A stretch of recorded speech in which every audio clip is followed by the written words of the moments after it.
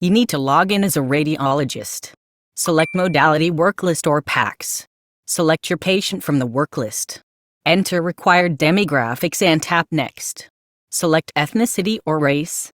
Select Argentinian for the community. If there is plaque present, select the segment of the artery. Otherwise, move on to the next field. Tap Import SR to get the measurements directly from your PACS, or enter them manually.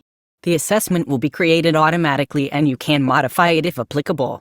Tap Next to preview the report. To print a hard copy of the report, tap Share icon. Select your printer from the list. Adjust your settings as desired and tap Print. To send the final report to your PACS, tap Export icon and select Yes. Send to PACS. That's it.